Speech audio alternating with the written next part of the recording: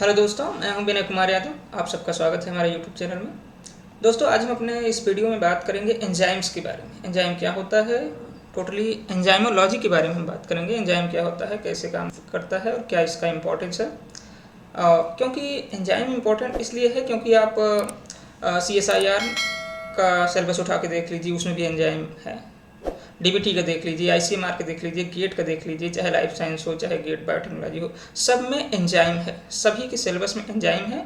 और सिलेबस में ही नहीं है, हर साल आप पेपर उठा के देख लीजिए, आपको 1-2 क्वेश्चन एंजाइमोलॉजी से जरूर मिलेंगे। वो एंजाइम से कहीं से भी हो, चाहे थ्योरेटिकल हो चाहे कॉन्सेप्चुअल हो, बट एंजाइम से रिलेटेड क्वेश्चन आपको हर कम्पिटिटिव एग्जाम में मिलते हैं।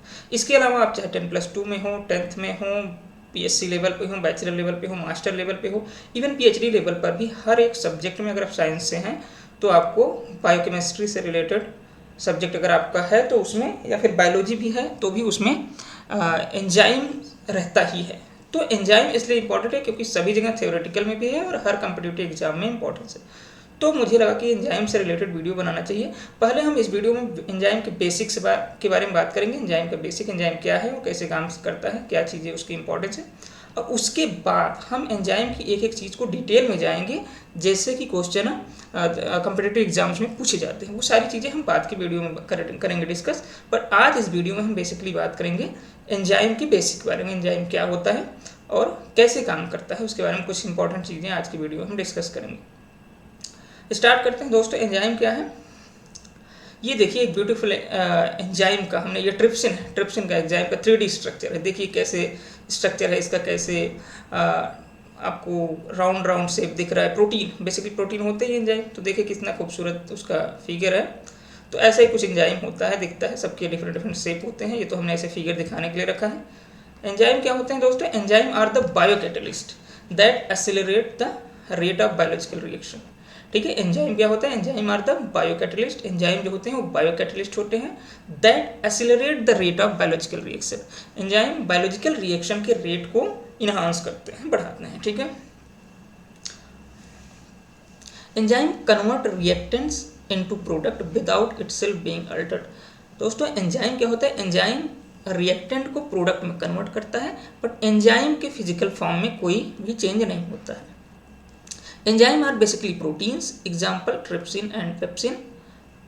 एंजाइम क्या होते हैं, एंजाइम बेसिक नेचर अगर उनकी बात देखें तो नेचर से क्या है, लगभग प्रोटीन होते हैं। But some RNA molecule also acts as enzyme, example ribozyme. लेकिन इस नेचर में कुछ RNA मॉलिक्यूल भी पाए जाते हैं जो कि एज एंजाइम काम करते हैं। ठीक है, तो सारे एंजाइम बेसिकली क्या होते हैं, प्रोटीन होते हैं। बट एक्सेप्शन में क्या है कि कुछ RNA मॉलिक्यूल भी एज एंजाइम काम करते हैं, तो उनको राइबोजाइम बोला जाता है। The science which deal with the study of enzyme structure, function and their property is called enzymology. Friend, enzymology क्या होती है, जहाँ जिस साइंस में, एंजाइमोलॉजी मतलब साइंस, वह साइंस जिसमें हम एंजाइम के बारे में बात करते हैं, एंजाइम की स्टडी करते हैं, उसका स्ट्रक्चर क्या है, फंक्शन क्या है, प्रॉपर्टी क्या है। एंजाइम से रिलेटेड सारी स्टडी जिस साइंस में हम करते हैं उसको क्या बोलते हैं, एंजाइमोलॉजी। ठीक है, the term enzyme was coined by Wilhelm Kuhne in 1877। दोस्तों, फर्स्ट टाइम एंजाइम जो टर्म है, ठीक है, इसके खोज किसने करी थी, इसको सबसे पहले यूज किसने किया था, वो थे विल्हेल्म कुहने। ठीक है दोस्तों, ये देखिए एंजाइमेटिक रिएक्शन कैसे होती है उसका। ये देखिए एंजाइम है आपका, ये आपका एंजाइम हो गया, ये आपका सबस्ट्रेट आके उससे जुड़ गया। ठीक है, ये आपका पूरा एंजाइम है, ये आपका सबस्ट्रेट आके उससे जुड़ गया, ये रिएक्शन हो गई उसमें। ठीक है, फिर ये क्या बन गया, ये आपके प्रोडक्ट बन गए। ठीक है, 2 प्रोडक्ट बन गए। ठीक है, समझ में आ गया। ये आपका सिंपली फिर से देख लेते हैं, ये आपका एंजाइम है। ठीक है, ये आपका रिएक्टेंट उससे बाइंड किया। ठीक है, इनमें रिएक्शन हुई, फिर जाके ये देखो 2 पार्ट में टूट गया। ठीक है, आपका रिएक्टेंट जो था ये वाला रिएक्टेंट जो था, इस एंजाइम के प्रेजेंस में रिएक्शन हुई तो 2 पार्ट में टूट गया। ये ए है प्रोडक्ट ए, ये सपोज प्रोडक्ट बी। ठीक है, ये एंजाइम का बेसिक है। एंजाइमेटिक रिएक्शन ऐसे ही होती है, एंजाइम से आपका रिएक्टेंट जो है, सबस्ट्रेट जो है वो रिएक्ट करेगा, फिर प्रोडक्ट बनाता है। अब हम बात करेंगे how enzyme work and concept of energy. Enzyme काम कैसे करता है। आखिर एंजाइम सबस्ट्रेट के बीच में क्या होता है कि ये जो आपका सबस्ट्रेट है वो प्रोडक्ट में कन्वर्ट हो जाता है। ठीक है, तो कॉन्सेप्ट ऑफ एनर्जी, एंजाइम से रिलेटेड कुछ टर्म होते हैं। एनर्जी जिससे मतलब क्या है, इंटरनल एनर्जी जैसे हो गया, एक्टिवेशन एनर्जी क्या होती है, थ्रेशोल्ड एनर्जी क्या होती है। तो ये इसमें बहुत थोड़ा डिफरेंस है। ये अगर देखो एंजाइम आप पढ़ रहे हो तो उसकी डिटेल को पढ़ो, अच्छे से बेसिक से पढ़ो, ठीक है। इसीलिए एक एक चीज़ पॉइंट टू पॉइंट हम बेसिक बता रहे हैं। अगर जिसका बेसिक क्लियर हो गया वो आगे की चीज़ें संभाल लेता है, वो समझ लेता है, ठीक है। तो एंजाइम से रिलेटेड कुछ टर्म हैं, एंजाइम के रिएक्शन से रिलेटेड, एनर्जी से रिलेटेड, ठीक है। तो इंटरनल एनर्जी क्या होती है, एक्टिवेशन एनर्जी क्या होती है, थ्रेशोल्ड एनर्जी क्या होती है, ठीक है। इसको समझना है, वन बाय वन हम देखेंगे, ठीक है। तो इंटरनल एनर्जी क्या होती है, ठीक है, the energy which reactant have before binding to the enzyme. दोस्तों जैसे आपने पिछली स्लाइड में देखा कि एंजाइम क्या कर रहा है, रिएक्टेंट से बाइंड कर रहा है, सबस्ट्रेट से, ठीक है। एंजाइम सबस्ट्रेट से बाइंड कर रहा है, ठीक है। तो एंजाइम के बाइंड होने से पहले, एंजाइम के बाइंड होने से पहले जितनी एनर्जी किसी सबस्ट्रेट में होती है वो उसकी इंटरनल एनर्जी कहलाती है, ठीक है। सबस्ट्रेट के एंजाइम से बाइंड होने से पहले, ठीक है, सबस्ट्रेट की जो अपनी एनर्जी होती है, एक बार फिर से हम रिपीट कर रहे हैं, सबस्ट्रेट की जो अपनी एनर्जी होती है एंजाइम से बाइंड करने से पहले वो उसकी इंटरनल एनर्जी कहलाती है, ठीक है। अब एक्टिवेशन एनर्जी क्या होती है, additional amount of energy that reactants needed to be converted into product. कोई भी सबस्ट्रेट जो है, यहाँ पर रिएक्टेंट जो है वो सबस्ट्रेट समझिए, ठीक है। सबस्ट्रेट रिएक्टेंट लगभग सेम ही चीज़ है, ठीक है। तो जो सबस्ट्रेट होता है, मैंने बताया सबस्ट्रेट की एंजाइम से बाइंड करने से पहले उसकी एनर्जी होती है, वो उसकी इंटरनल एनर्जी होती है। लेकिन कोई भी सबस्ट्रेट प्रोडक्ट में कन्वर्ट हो जब होगा तो उसको कुछ एडिशनल एनर्जी चाहिए होती है, तब कन्वर्ट होगा, ठीक है।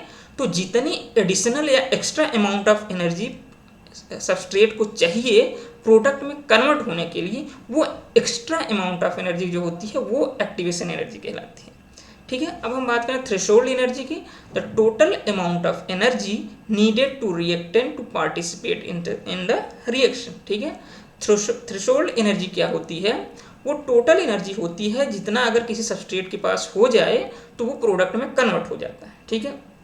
अब सपोज करिए जैसे कोई सबस्ट्रेट है ए, उसके पास 5 किलो जूल एनर्जी है, ठीक है। तो 5 किलो जूल उसकी इंटरनल एनर्जी है, लेकिन उसको प्रोडक्ट बी में कन्वर्ट होने के लिए 15 किलो जूल एनर्जी चाहिए, ठीक है। तो जो 5 उसकी है वो इंटरनल है, टोटल उसको चाहिए कितने, 15। तो 15 थ्रेशोल्ड है, टोटल जितनी चाहिए प्रोडक्ट में कन्वर्ट होने के लिए वो थ्रेशोल्ड है। टोटल कितना थ्रेशोल्ड एनर्जी कितनी है, 15 किलो जूल, 5 उसकी इंटरनल है। तो एक्टिवेशन एनर्जी जो होती है एडिशनल जितना चाहिए, 5 है, 15 उसको टोटल चाहिए, 10 और मिल जाए तो 15 हो जाएगा, ठीक है। 5 उसकी इंटरनल एनर्जी हो गई, 10 और जो चाहिए वो उसकी एक्टिवेशन एनर्जी हो गई, और टोटल 15 जितना अगर उसके पास हो जाएगा तो ए प्रोडक्ट बी में कन्वर्ट हो जाएगा, ए सबस्ट्रेट बी प्रोडक्ट में कन्वर्ट हो जाएगा, वो उसकी क्या हो गई, एक्टिवेशन एनर्जी। तो जैसे हमने बताया कोई ए सबस्ट्रेट है, उसके पास 5 किलो जूल एनर्जी है, तो उसकी इंटरनल एनर्जी है। अगर उसको प्लस 10 किलो जूल और एनर्जी मिल जाए तो ये प्लस 10 जो है वो एक्टिवेशन एनर्जी है, और टोटल कितनी एनर्जी चाहिए उसको, 15। तो 15 उसकी क्या है, थ्रेशोल्ड एनर्जी, ठीक है। तो ये कॉन्सेप्ट आपको पता होना चाहिए, आगे चल के ये आपको अच्छे अच्छे कैलकुलेशन में हेल्प करेगा, ठीक है। क्योंकि फाइनली हमको कैलकुलेशन देखना है, इससे रिलेटेड प्रॉब्लम्स जो होती है एंजाइमोलॉजी में वो हम सॉल्व करेंगे, ठीक है। तो अब आपको लगभग समझ में आया हो गया होगा। ये लाइन बड़ी इंपॉर्टेंट है, क्या लिखा है, the threshold energy is equal to internal energy plus activation energy. हमने बताया कि थ्रेशोल्ड एनर्जी क्या होती है, टोटल एनर्जी जिसमें कोई सबस्ट्रेट वगैरह मिल जाए तो प्रोडक्ट में कन्वर्ट हो जाएगा। तो थ्रेशोल्ड एनर्जी क्या होती है, वो इक्वल होती है इंटरनल एनर्जी के प्लस एक्टिवेशन एनर्जी के। Internal energy plus activation energy को अगर जोड़ दें तो टोटल हो जाएगी थ्रेशोल्ड एनर्जी, ठीक है। ये है क्या, कैसे कि ये आपका एंजाइम है, ठीक है। ये कैसे रिएक्शन होती है, ये आपका एंजाइम हो गया, ये उसके एक्टिव साइट है। एक्टिव साइट क्या होता है, जहाँ पे आपका सबस्ट्रेट आके बाइंड करता है, ये आपका सबस्ट्रेट हो गया।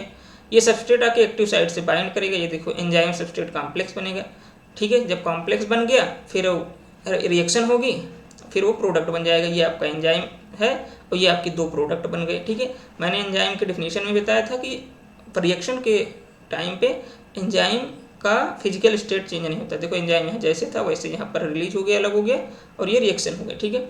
ये एनर्जी का कॉन्सेप्ट है, जो हमने इंटरनल एक्टिवेशन थ्रेशोल्ड एनर्जी बताया उसका कॉन्सेप्ट है। ये आपका बेसिक लाइन हो गई, ठीक है।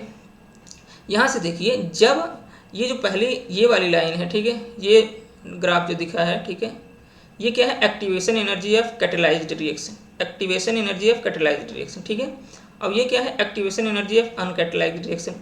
जब एंजाइम नहीं है तो देखो ज़्यादा एनर्जी चाहिए होती है, तभी तो रिएक्शन स्लो होती है, और जब उस एंजाइम आपने डाल दिया तो एक्टिवेशन एनर्जी कम हो जाती है। ठीक है, ये देखिए एक्टिवेशन एनर्जी कम हो गई। ठीक है, तो इससे इन्फ्रेंस क्या निकलता है कि एंजाइम क्या काम करता है, रिएक्शन के एक्टिवेशन एनर्जी को कम करता है। ठीक है, एंजाइम का बेसिक रोल क्या है, वो रिएक्शन में एक्टिवेशन एनर्जी को घटा देता है। ठीक है, term associated with the enzymology. Enzymology को अगर आप समझना है तो कुछ इसमें टर्म होते हैं जिसको आपको समझना होगा, जानना होगा कि वो क्या होता है। जैसे ठीक है, सबस्ट्रेट क्या होता है, होलो एंजाइम क्या होता है, एपो एंजाइम क्या होता है, प्रोस्थेटिक ग्रुप क्या होते हैं, कोफैक्टर क्या होता है, कोएंजाइम क्या होता है, एक्टिव साइट क्या होता है, एलेस्टेरिक साइट क्या होता है, प्रोडक्ट क्या होता है। ये सारी चीज़ें, इसमें कुछ चीज़ें आप जैसे जानते हैं, पहले मैंने बताया सबस्ट्रेट क्या है, प्रोडक्ट क्या है, ये सब तो आप जानते हैं, लेकिन इसमें कुछ और चीज़ें जो इंपॉर्टेंट है वो हम बताएंगे। ठीक है, क्या होता है। ठीक है, तो ये आपका सबस्ट्रेट। सबस्ट्रेट वो चीज़ होता है जिस पे एंजाइम काम करेगा। ठीक है, सबस्ट्रेट क्या है, जिस पे एंजाइम काम करेगा। ठीक है, जो बाद में जाके एंजाइम से रिएक्शन के बाद प्रोडक्ट में कन्वर्ट होगा।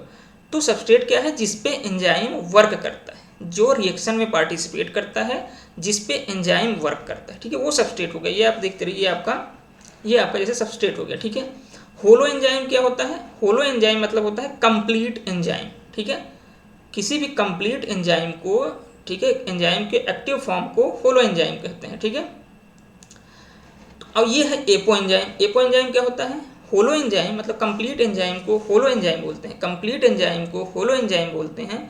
होलो एंजाइम बेसिकली दो पार्ट में डिवाइड कर सकते हैं आप उसको। ठीक है, एक होता है एपो एंजाइम। एपो एंजाइम क्या होता है, प्रोटीन पार्ट। एंजाइम हमने बताया बेसिकली क्या होते हैं, प्रोटीन होते हैं, लेकिन उसके अलावा भी उसको कुछ चाहिए होता है एक्टिव होने के लिए। ठीक है, तो जो चाहिए होता है नॉन प्रोटीन पार्ट उसको बोलते हैं, नॉन प्रोटीन पार्ट को प्रोस्थेटिक ग्रुप बोलते हैं। ठीक है, तो कंप्लीट एंजाइम को होलो एंजाइम बोलते हैं, उसके जो प्रोटीन पार्ट है उसको एपो एंजाइम बोलते हैं। जैसे ये आपका प्रोटीन पार्ट है, एपो एंजाइम है, और जो नॉन प्रोटीन पार्ट होता है उसको बोलते हैं प्रोस्थेटिक ग्रुप। तो ये प्रोस्थेटिक ग्रुप हमने ये एंजाइम बताया। अब देखो ये कंप्लीट होलो एंजाइम हो गया। ठीक है, ये होलो एंजाइम हो गया कंप्लीटली।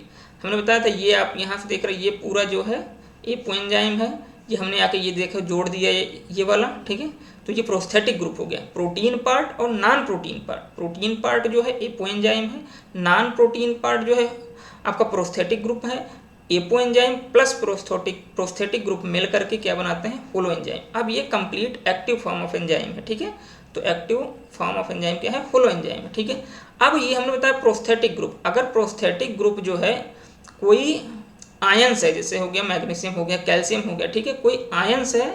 ठीक है, तो अगर आयंस है तो उसको कोफैक्टर बोलते हैं। अगर यही प्रोस्थेटिक ग्रुप कोई ऑर्गेनिक कंपाउंड है तो उसको कोएंजाइम बोलते हैं। कोफैक्टर में आपके मैग्नीशियम हो गया, कैल्शियम हो गया, ठीक है, निकिल हो गया, आयरन हो गया, ये सब कोफैक्टर हैं। ठीक है, एंजाइम के कोफैक्टर हैं। और कोएंजाइम में जैसे आपने NAD के बारे में सुना होगा और ADP के बारे में सुना होगा। ठीक है, FMN भी होता है। ठीक है, ये सब कोफैक्टर हैं, सॉरी ये सब कोएंजाइम। जो NAD हो गया, FMN हो गया, ये सब क्या है, कोएंजाइम है। और कोफैक्टर जो होते हैं वो आयंस होते हैं। ठीक है, सोडियम, मैग्नीशियम, आयरन, ये सारी चीज़ें। ठीक है, अब एक्टिव साइट क्या है, जहाँ पे कोई सबस्ट्रेट बाइंड करता है। ठीक है, ये देखो, ये आपका कंप्लीट एंजाइम है। ये आपका हमने बताया था सबस्ट्रेट है, पहले बताया था सबस्ट्रेट। देखो जहाँ जाके बाइंड कर, इस पे जाके बाइंड कर गया। ठीक है, तो ये साइट, ये आप देख रहे हैं ना, ये आपकी एक्टिव साइट है। एक्टिव साइट मतलब जहाँ जाके आपका सबस्ट्रेट बाइंड करता है। ठीक है, उस रीजन को बोलते हैं एक्टिव साइट। तो ये एक्टिव साइट हो गया। एलोस्टेरिक साइट क्या होता है, एलोस्टेरिक साइट होता है other than active site. Active site के अलावा भी जो साइट होती है एंजाइम में बाइंड करने के लिए, उसको एलोस्टेरिक साइट बोलते हैं। वहाँ कुछ और आयंस वगैरह बाइंड के, जैसे ये समझ लो, ये यहीं समझ लो, ये आपका जहाँ सबस्ट्रेट बाइंड किया है, ये आपका एक्टिव साइट हो गया। और जहाँ पे आपका ये कोएंजाइम या कोफैक्टर जो प्रोस्थेटिक ग्रुप बाइंड के हुआ, आपका एलोस्टेरिक साइट हो गया। ठीक है, अब प्रोडक्ट क्या है, जब रिएक्शन हो जाती है सबस्ट्रेट का एंजाइम से बाइंड होने के बाद फिर रिएक्शन होती है, तो जो बनता है ये आपका प्रोडक्ट हो गया। तो आप अब समझ चुके हैं सबस्ट्रेट क्या है, एंजाइम क्या है, उसमें एपो एंजाइम क्या है, होलो एंजाइम क्या है, प्रोस्थेटिक ग्रुप क्या है, कोफैक्टर क्या है, कोएंजाइम क्या है, एक्टिव साइट क्या है, एलोस्टेरिक साइट क्या है, प्रोडक्ट क्या है। ये सारी चीज़ें, इसीलिए मेरा ये वीडियो बनाने का मकसद ही था कि सारी बेसिक चीज़ें कि एंजाइम क्या है, उससे रिलेटेड टर्म क्या होते हैं, उसको आपको समझाना। ठीक है, आगे हम देखेंगे ये क्या हमने अभी बताया कोएंजाइम और कोफैक्टर, ठीक है। तो यहाँ देखिए some coenzyme that serve as a transient carrier of specific atom और फंक्शनल ग्रुप, ठीक है। तो ये आपके सम कोएंजाइम है, ये ऑर्गेनिक कंपाउंड है, ठीक है। बायोसाइटिन हो गया, कोएंजाइम ए हो गया, FAD लाइपोएट हो गया, NAD बताया था हमने, पाइरिडॉक्सिल फॉस्फेट हो गया, टेट्राहाइड्रोफोलेट हो गया, थायमिन पायरोफॉस्फेट। आप लोगों को बता दें कि CSIR और गेट जितने भी कम्पिटिटिव एग्जाम है उसमें यहाँ से क्वेश्चन आते हैं, ठीक है, कि ये कोएंजाइम क्या है और कौन सा ग्रुप ट्रांसफर करता है उस एंजाइमेटिक रिएक्शन में, ठीक है, और वो आपके डाइट में कहाँ से मिलता है, उसका सोर्स क्या है, डाइटरी प्रिकर्सर इन मैमल, ठीक है, ठीक है, मैमल में उसका सोर्स क्या है, किस डाइट से वो मिलता है, ठीक है। तो जैसे बायोसाइटिन है वो CO2 को ट्रांसफर करता है, ठीक है, और वो बायोटीन से मिलता है। कोएंजाइम में है एसाइल ग्रुप ट्रांसफर करता है, ठीक है, वो पेंटोथेनिक एसिड से मिलता है, ठीक है। और ये आपका कोएंजाइम B12 जो है hydrogen atom and alkyl group को ट्रांसफर करता है, विटामिन B12 से मिलता है। FAD जो है इलेक्ट्रॉन ट्रांसफर करता है, ठीक है, राइबोफ्लेविन विटामिन B2 से मिलता है। लाइपोएट जो है आपका वो रिक्वायर्ड नहीं होता है, इलेक्ट्रॉन एसाइल ग्रुप ट्रांसफर करता है। NAD निकोटिनामाइड एडेनिन डाइन्यूक्लियोटाइड जो है हाइड्राइड आयन को ट्रांसफर करता है, निकोटिनिक एसिड से मिलता है। पायरिडॉक्सिल फॉस्फेट जो है अमाइनो ग्रुप ट्रांसफर करता है, पायरिडॉक्सिन से मिलता है। टेट्राहाइड्रोफोलेट 1 कार्बन ग्रुप को ट्रांसफर करता है, फोलेट से मिलता है। थायमिन पायरोफॉस्फेट एल्डिहाइड ट्रांसफर करता है, थायमिन से मिलता है। तो ये जो आपके कोएंजाइम है वो आपके बेसिकली विटामिन सोर्स से मिलते हैं, ठीक है। तो ये कोएंजाइम है, ये रिएक्शन में क्या ट्रांसफर करते हैं, ठीक है, एग्जाम्पल केमिकल ग्रुप जो ट्रांसफर करते हैं, जो रिएक्शन में इन्वॉल्व होते हैं, तो वो आप इसमें बताया गया, ठीक है। ये बहुत ही इंपॉर्टेंट चार्ट है, ठीक है, ये क्योंकि यहाँ से ही CSIR जैसे कम्पिटिटिव एग्जाम में क्वेश्चन पूछे जाते हैं डायरेक्टली, कौन सा कोएंजाइम है, कौन सा ग्रुप ट्रांसफर करता है, किससे मिलता है, ठीक। ये some inorganic element that serve as a cofactor ने बताया था कि जो प्रोस्थेटिक ग्रुप होते हैं उसमें 2 टाइप के होते हैं। अगर वो ऑर्गेनिक कंपाउंड है जैसे ये सब थे तो उसको कोएंजाइम बोलते हैं, अगर वो कोई आयंस है तो उसको कोफैक्टर बोलते हैं। तो ये सारे आयंस हैं और वो किस एंजाइम के लिए काम करते हैं, मतलब ठीक है, किस एंजाइम के कोफैक्टर हैं वो भी दिया है। जैसे कॉपर है वो साइटोक्रोम ऑक्सीडेट, ये टेबल भी बहुत इंपॉर्टेंट है, यहाँ से डायरेक्ट क्वेश्चन आ जाएगा कि बताइए कि यूरिएज एंजाइम में कौन सा कोफैक्टर होता है, किस कोफैक्टर की प्रेजेंस में काम करता है, ठीक, कौन सा आयन एज ए कोफैक्टर काम करता है। जैसे कॉपर है तो साइटोक्रोम के लिए है, फेरस है फेरिक है तो साइटोक्रोम ऑक्सीडेज, कैटलेज, पेरोक्सीडेज, ये सब आप लोगों को याद करना पड़ेगा, ठीक है। ये सब बिना याद किए कुछ नहीं होगा, चाहे आप ट्रिक बनाइए कैसे याद करेंगे वो आपको करना है, ठीक है, तो तभी आप कुछ कर पाओगे एग्जाम में, ठीक है। जैसे पोटेशियम है तो पायरुवेट काइनेज के लिए, मैग्नीशियम है hexokinase, glucose 6 phosphate pyruvate kinase के लिए, मैंगनीज है अर्जिनेज का, राइबोन्यूक्लियोटाइड रिडक्टेज का, MO जो है मोलिब्डेनम है डाई नाइट्रोजिनेज का, निकिल है यूरिएज के लिए, सेलेनियम है ग्लूटाथायोन पेरोक्सीडेज के लिए, जिंक है carbonic anhydrase alcohol dehydrogenase carboxypeptidase A and B। तो दोस्तों ये आप पूरा नहीं याद करते, लेकिन कुछ इंपॉर्टेंट जैसे कॉपर फेरस है, ठीक है, जिंक है, तो कुछ इंपॉर्टेंट यहाँ पे याद कर सकते हैं। इसको आपको याद करना है, कोशिश करिए कि पूरा याद हो जाए। अगर पूरा नहीं याद हो सकता तो भी याद करने की कोशिश करिए। एग्जाम में अगर आपने 2-3 बार 4 बार इसको पढ़ा रहेगा, लिखा रहेगा ना, तो एग्जाम में चीज़ें याद हो जाती हैं उस टाइम जब आपको मिलता है। अब एंजाइम नॉमेनक्लेचर की बात करेंगे, ठीक है। International classification of enzyme, enzyme को बेसिकली 6 पार्ट में डिवाइड किया गया है। इसका शॉर्ट फॉर्म है ओथ लिल, पहले लेटर को लेकर के OTHLIL, ठीक है। तो ओथ लिल में O से क्या है, ऑक्साइडो रिडक्टेज, ये कौन सी रिएक्शन को कैटेलाइज करता है, ट्रांसफर ऑफ इलेक्ट्रॉन, ठीक है, हाइड्राइड आयन और हाइड्रोजन एटम, ठीक है। ऑक्सीडो रिडक्टेज जो है वो इलेक्ट्रॉन को ट्रांसफर करता है रिएक्शन में। ट्रांसफरेज जो है वो कोई भी ग्रुप को ट्रांसफर कर सकता है, ग्रुप कोई भी हो सकता है, मेथाइल फिनाइल एलाइल जो भी। हाइड्रोलेजेज क्या है, hydrolysis of reaction, transfer of functional group to water, ठीक है। हाइड्रोलेजेज जो है वो हाइड्रोलिसिस करते हैं। लाइएजेज क्या है, addition of group to double bond, ligases जो होते हैं वो डबल बॉन्ड पे कुछ ग्रुप ट्रांसफर करके उसको सिंगल बॉन्ड बना देते हैं, ठीक है। ये लाइएजेज जो है वो दोनों का addition of group to double bond और formation of double bond by removal of group, ठीक है। या तो डबल बॉन्ड में कुछ ग्रुप ऐड करके उसको सिंगल बॉन्ड बना देंगे या फिर सिंगल बॉन्ड को कुछ ऐड करके डबल बॉन्ड बना देंगे, उसको बोलते हैं लाइएजेज। आइसोमरेजेज क्या है, आइसोमर फॉर्म करते हैं, एक आइसोफॉर्म से दूसरे फॉर्म में कन्वर्ट कर देते हैं, transfer of group within molecule to yield isomeric form, ठीक है। एक आइसोमेरिक फॉर्म को दूसरे आइसोमेरिक फॉर्म में चेंज करते हैं, वो आइसोमरेज होते हैं। लाइगेजेज का क्या काम है, फॉर्मेशन ऑफ सिंगल बॉन्ड, ठीक है। लाइगेजेज एंजाइम जो होते हैं सिंगल बॉन्ड फॉर्म करते हैं, चाहे कार्बन कार्बन हो गया, कार्बन सल्फर हो गया, carbon oxygen, carbon nitrogen bond by condensation reaction coupled to ATP cleavage. ठीक है, तो लाइगेजेज जो है एटीपी क्लीवेज होता है और ये बॉन्ड फॉर्म करते हैं। ठीक है, तो एंजाइम जो है बेसिकली 6 टाइप के होते हैं अकॉर्डिंग बेस्ड ऑन एंजाइम किस किस डिपेंडेंसी पे हम उसको क्लासीफाई कर रहे हैं। तो एंजाइम को हम बेस्ड ऑन द रिएक्शन वो किस प्रकार के रिएक्शन करते हैं उसके बेसिस पे 6 पार्ट में डिवाइड है, ये आपको बता दिया। ठीक है, अब enzyme nomenclature. Enzyme can be classified using numbering system defined by the enzyme commission. ठीक है, एंजाइम को जैसे एक ही पार्ट में कई सारे एंजाइम है, ठीक है, एक ही टाइप में जैसे ट्रांसफरेज में ढेर सारे एंजाइम है, तो आप कैसे पहचानो, इसके लिए एंजाइम कमीशन जो है, ठीक है, उसने नॉमेनक्लेचर की एक नई प्रणाली नियम पद्धति बनाई है। ठीक है, सिस्टम बनाया है। ठीक है, this system consist of 4 digit number. इस सिस्टम में क्या होता है 4 डिजिट नंबर, हर एक एंजाइम के 4 डिजिट में नंबर होते हैं, which classify based on the type of reaction the enzyme catalyse. ठीक है, तो ये जो ईसी नंबर होता है एंजाइम कमीशन, ENC मतलब एंजाइम कमीशन नंबर। ठीक है, तो एंजाइम कमीशन नंबर हर एक एंजाइम का होता है, वो 4 डिजिट का होता है, EC के बाद 4 डिजिट। इसमें पहला डिजिट क्या है ये सब आपको समझना है। ठीक है, क्योंकि तभी आप समझ पाओगे कौन सा एंजाइम है। जैसे यहाँ लिखा है EC 3.2.1.1। ठीक है, तो ये 4 डिजिट है, तो 3 इस ओथ लेवल को याद रखो। ठीक है, तो यही नंबर है 3, पहला जो है वो आपके क्लास को बताता है। ठीक है, तीसरे नंबर पर कौन है 1 2 3, ये हाइड्रोलेजेज है। ठीक है, ये 3 जो लिखे हैं क्या हाइड्रोलेज यहाँ भी बताया। ठीक है, उसके बाद जो दूसरे नंबर पे जो पॉइंट होता है, ठीक है, दूसरे पॉइंट पे जो नंबर होता है वो सब क्लास ऑफ एंजाइम रिएक्शन, वो कौन सा हाइड्रोलेजेज हो गया। अब उसमें सब क्लास, ठीक है, ग्लाइकोसाइडेज। जैसे हाइड्रोलेजेज का मतलब है वहाँ कोई बॉन्ड को ब्रेक करेगा, ठीक है, हाइड्रोलिसिस होगी, बट यहाँ स्पेसिफिक हो जाता है क्या ग्लाइकोसाइडेज, यहाँ पर ग्लाइकोजन से संबंधित, ठीक है, चीज़ जो है वो ब्रेक डाउन होगी। उसके बाद जो 1 है सब क्लास, ये सब क्लास थी।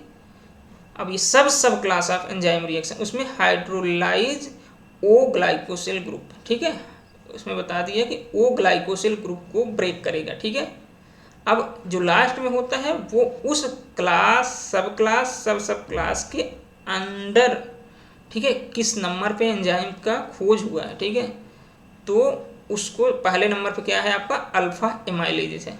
इस क्लास में, इस सब क्लास में, इस सब क्लास में किस नंबर पे अल्फा एमाइलेज पहले नंबर पर। ठीक है, तो ये आपका रिएक्शन टाइप हो गया। हाँ, ठीक है, एंजाइम की क्लास हो गई, फिर ये रिएक्शन टाइप हो गया। ये सब क्लास जो है वो भी रिएक्शन टाइप में ही मोर स्पेसिफिक हो जाता है, किस बॉन्ड को ब्रेक करता है। ये नंबरिंग सिस्टम है कि किस सीरीज में, ठीक है, 1 2 3 ऐसे एंजाइम सर्च हुआ है, तो इस क्लास में, इस सब क्लास में, इस सब क्लास में पहले नंबर पर आपका अल्फा एमाइलेज है।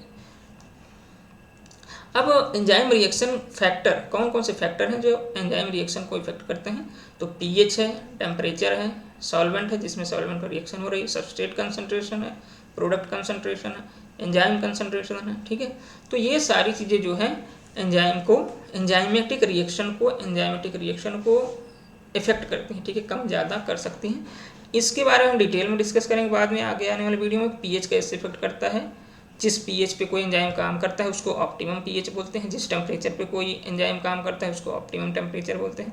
बाकी उससे रिलेटेड कुछ रिएक्शन वगैरह भी होती हैं कुछ, तो वो सारी चीज़ें हम जो बाद में pH से टेम्परेचर का इफेक्ट बाद में देखेंगे सबस्ट्रेट प्रोडक्ट का, तो इसके बारे में हम डिटेल वीडियो बनाएंगे डिटेल में कि कैसे उससे समझेंगे, कैसे उससे इक्वेशन होते हैं, ठीक है, और कैसे उससे रिलेटेड क्वेश्चन सॉल्व करेंगे।